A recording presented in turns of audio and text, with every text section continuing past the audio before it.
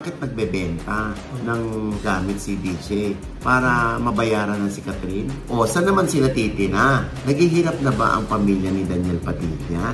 Kaya nagbebenta ng bahay? Parang gusto ni Carla, ibenta na talaga yung bahay.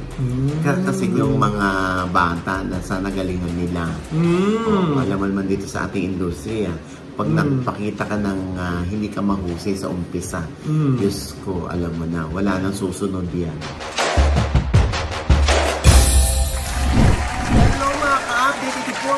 Ito nga si Mama Loy. Ate naman po si Papa ko. Ano pa nga ba?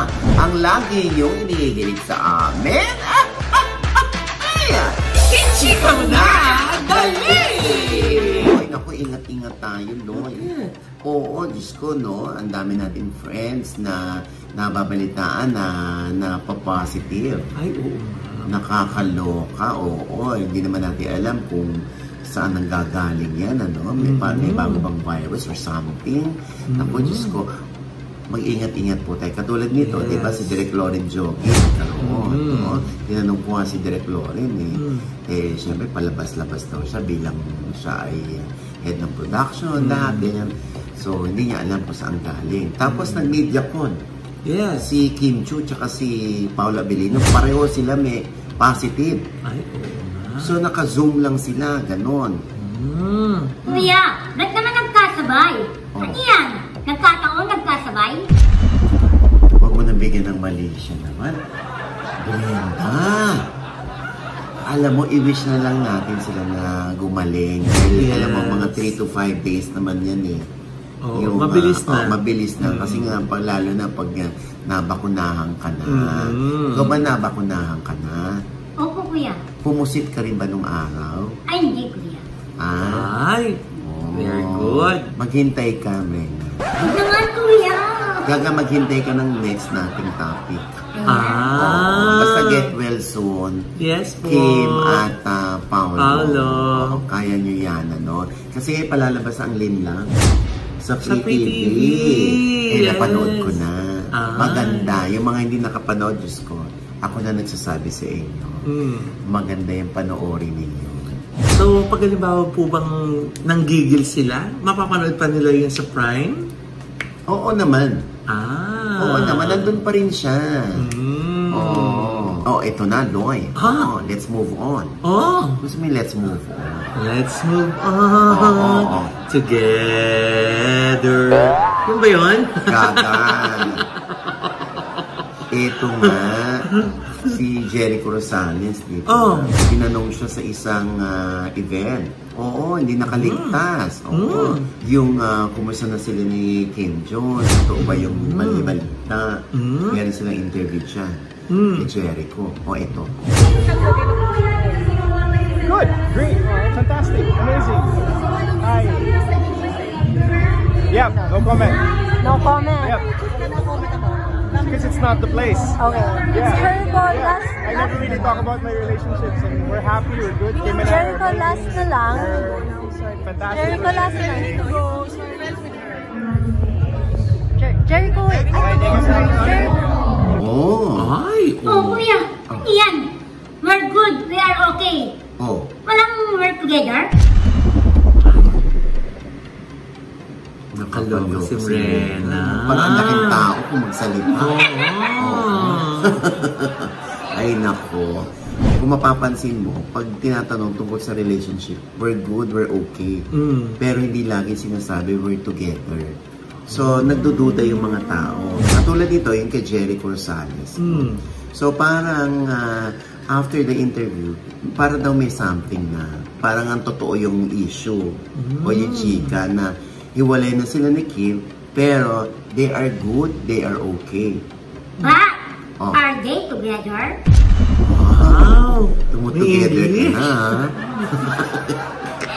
Narinig mo lang kanina yung if we hold on together. Alam mo, sa pagkakataong ito, huwag nating i-push, huwag natin pilitin. Huwag pilitin ng mga reporters. Si Jericho, kung para sa kanya awkward na sagutin ito, bigay natin sa kanya yun. Kasi, di ba, hindi naman natin alam kung nandun sila sa level na they are not together but they are talking. Usapan nila kung ano ba, setup natin. Siguro hindi makapagsalita talaga o makapagbitaw ng statement si Jericho ng diretsyo. Kaya siguro nandun pa sila sa tinitimpla pa nila. Tinitimpla, kuya? May annulment na? Hindi yun. Bakit para kang laging galit? Ano, may kasalanan kami sa'yo? Ha? At saka parang sure na sure siya. Oo nga. Diba? Yan lang naman yung nakarating sa atin na, in the process of annulment na sila. Pero, they are still friends. Yun naman ang maganda. Naku, itong si Jericho na-corner na ng mga reporters. Pero itong si DJ, si Daniel Padilla, mukhang mailap. Bakit? Nanganganak yung mga issues kasi hindi siya nagsasalita. Oo. Kumbaga nakahang pa din yung mga issues. Oo. Ba't meron na naman latest? Eto nga, di ba nagkakagulo yung mga tao tungkol dun sa Corvette na car ni DJ. Yung sports car. Oo. Itchinray na ibenta kay Boss Toyo. Alam ko yan, Loy. Oo. Ang pagkakaalam ko. Narinig ko lang. Naku, kuya. Ayan naman yung narinig ko lang, kuya eh. Totoo yan eh. Hoy, grabe ka.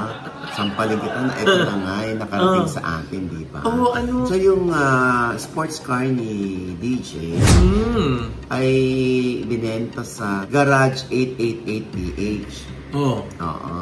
Tapos nakita ito doon ng F2A. Okay. Oo, doon. So pinili. Doon. Tapos, pumunta sila kay Boss Toyo para i-benta dahil naulinigan nila na mahilig sa sports car si Boss Toyo. Pero doon kay Boss Toyo, hanggang 5.8 yata. Bumalik kayo rito kung desidido kayong 5.8. Kasi ang asking nila is 6M yung last nila na presyo.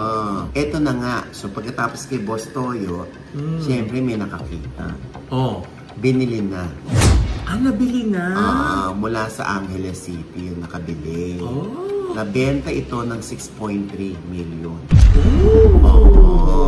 Yung mga tao, parang bakit nagbebenta ng gamit si DJ para mabayaran ng si Catherine? Hindi ganun. Bakit may mga ganyan? May utang ba si Daniel Padilla kay Catherine Bernardo? Wala akong alam. Yan ang totoo. Wala akong alam. Yan ang itatanong natin. Teka lang, Nay. Nabanggit din kasi dun sa vlog.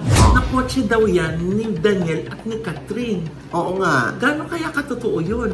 Na kaya daw kaya binibenta para mapaghatian na? Mapaghatian na or mawala na yung kanilang memories. Oo. Tapos yung iba naman sinasabi, naghihirap na ba si Daniel Padilla para ibenta ang mga gamit niya? Alam niyo, mas nakakaloka. Nagbebenta ka ng gamit na una, hindi iyo. Pangalawa, gusto mong magbenta pero wala ka maibenta. Okay na sa akin yung nagbebenta ka ng mga gamit kasi una, baka hindi mo na kailangan. Pangalawa, gusto mo nang magtipid, gusto mo magbawas ng mga gamit. Gusto mo nang mag-downgrade ng buhay mo. Di ba? Maintenance din yun. Oo, ano naman yung kung nagbebenta ng gamit si DJ. Diyos ko, ipa-auction nga niya yung underwear niya. Maraming bibili niya. Oo. Basta gamit na, kuya. Gamit kasi mo Ang na baboy mo, Brenda. Pero mas mahal yun. Talaga ba? Di ba? Huwag na natin anuhin. Kahit nga ako, kung meron akong gamit na sobra, ba't yung mga table ko, yung yung ref ko, binenta ko yan. Naghirap ako? Hindi na sila kakasya sa bahay ko. May mga ganyan, di ba? Maricel Soriano. At ang nakakaloka ng taon, sumunod namang issue. Binibenta na ba ni Carla Estrada at Daniel Padilla ang bahay nila sa Quezon City? Kasi nga, Loy, nandun sa IG. Abay, nakapaskil doon ang bahay ni Carla. Oo. Sa Quezon City na may 6 bedrooms, 5 to 6 car garage, ganyan. Tapos ang dami pang may mga amenities pa. Tapos, so 500 square meter land. And then ang ending doon nakalagay 50M. 50 million pesos. Oo. Alam ba, swerte sila pag mabenta nila ng 50 million yan. Oo. Kasi meron tayong tinatawag na provenance. Yung history ng property. Pag nakatira ka dyan, may bisita ka. Ay, ang ganda naman ng bahay mo, kumare. Uy, ano ka ba? Binili ko to kay Daniel Padilla. Ganyan. Yun yung yung marka. Yung tatak. Yun ang provenance. Parang kunwari, itong bahay ko, ibebenta ko. Tapos nakatira dito, may bisita. Ay, dating bahay ito ni OG Diaz. Ay, taray. Andiyan nga siya sa taas natutulog. Kasama ka pala dun sa bahay. Diba? Yung ganon. I'm sure iisipin na naman ng mga tao. Saan naman sila titina? Naghihirap na ba ang pamilya ni Daniel Padilla? Kaya nagbebenta ng bahay? My goodness, alam nyo, ang importante, may ibebenta. Oo. Anong gusto nyo? May ibebenta o gustong magbenta pero walang ibebenta? May ibebenta. Hindi, ang alam ko kasi, si Carla, lambak na ano? Ang alam ko kasi, parang gusto ni Carla, ibenta na talaga yung bahay. Kasi gusto nang lumipat ni Carla sa bandang south. Kuya, baka kaya nila ibibenta yung bahay? Baka dahil madami ng issue sa buhay nila. Kung yun man ang rason nila, pwede din naman. Kasi may mga ganong tao, di ba, na pag sa isang place, ang daming dumating na problema, na issue, nagkakaroon sila ng feeling parang hindi na magaan yata ang bahay, benta na natin. Yung ganon, tapos kuha tayo ng maaliwa-aliwalas na place. Diyos ko naman. Again, mas maganda yung may ibebenta ka kaysa naman gusto mo benta pero wala ka namang maibenta. At least, di ba nakakapagpundar ng ganon si Daniel, si Carla, hindi pa? Kuya, saan naman titira yung mga kamag-anak nila na kinupot nila sa bahay? Sina Carla. Oo, actually, noon pa ganyan na si Carla. Mapagkup-kup ng mga kamag-anak. Clannish yan eh. Lalo na mga Padilla, clannish yan. Diba? Kumbaga, may mga tao, diba, may gusto nila ang mga kamag-anak nila nandun sa bahay nila, na happy sila pag andun yung mga kamag-anak nakatira, lalo na very, very close sila, hindi ba? O ano naman ang pakialam mo ngayon? Hindi ko yan, naisip ko lang. Ay, teka lang, Nay. Baka naman isa yung sa rason kung ba't sila nagbibenta kasi they need a bigger place. Dahil nga, the family is growing. Pwede, posible rin na gano'n. Di ba? Basta ang naka-ads na yun sa kung interesado kayo sa IG yan, ayan nandyan, kitang-kita, yan po yung mga, ang ganda naman, parang hindi naman laspag yung bahay. Ay, well-maintained. Maayos. Kuya, ikaw na lang bumili. Wow. Oo nga, ba't nga ba hindi mo bilhin? Maraming salamat. Ang tingin nyo sa akin na nakaya ko, na milyonaryo ako, na Maraming salamat sa inyong pagtingin na ganyan. Pero okay na ito. Dito na ako sinuwerte. Hindi na para bumili pa. Ang layo ng bahay nila. Talaga? Oo, sa Quezon City nga, di ba? Kahit Quezon City, ang layo. Oo. Bakit saan ba? Farview. Hindi, basta malayo. Siyempre, daan nun Commonwealth. Ngayon, kung ibebenta sa akin ni Carla Estrada yung bahay nila, kukunin ko yan. Talaga? Oo. Sa isang kondisyon. Ano? Kasama si DJ.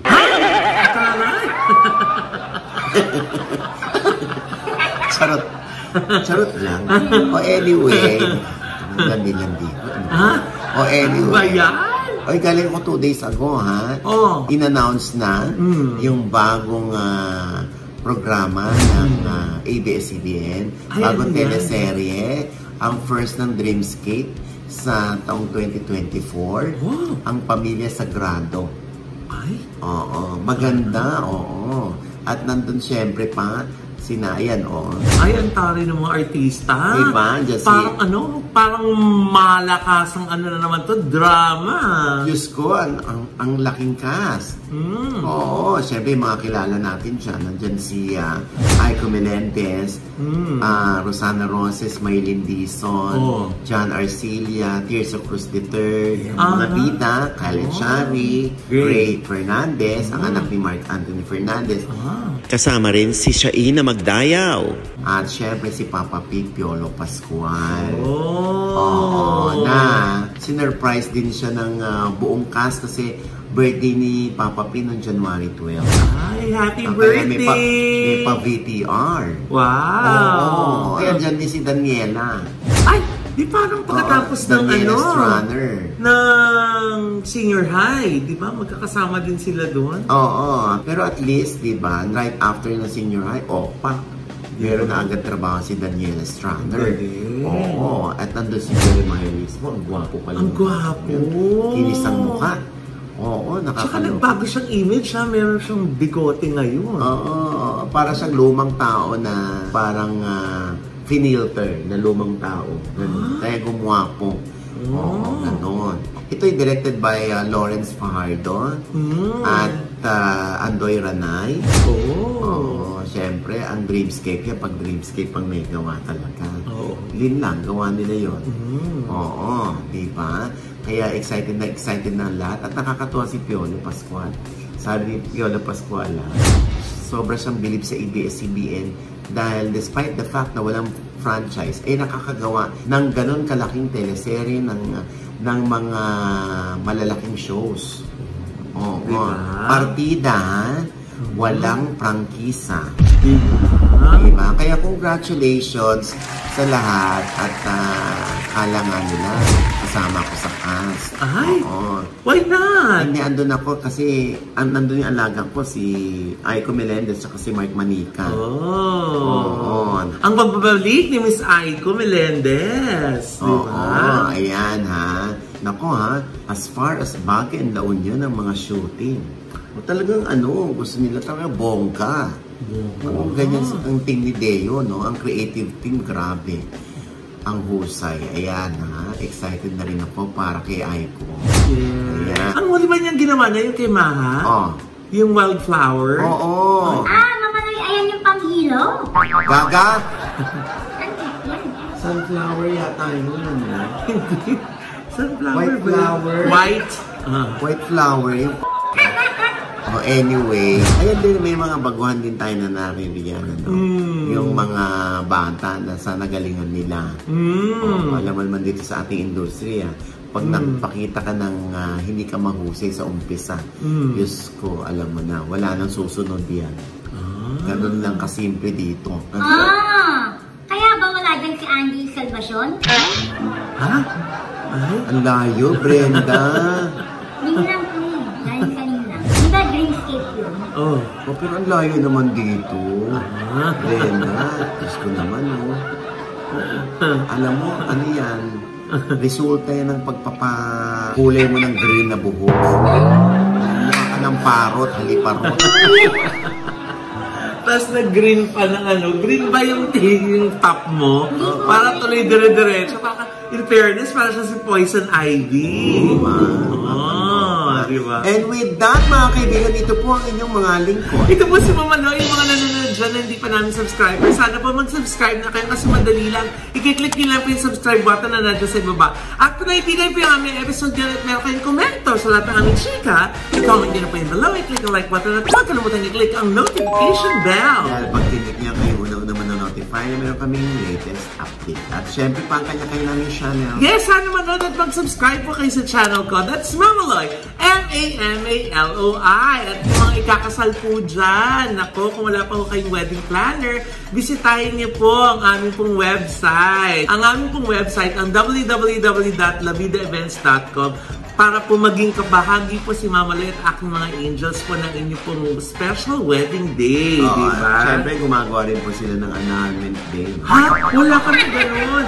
Wala kami ganun.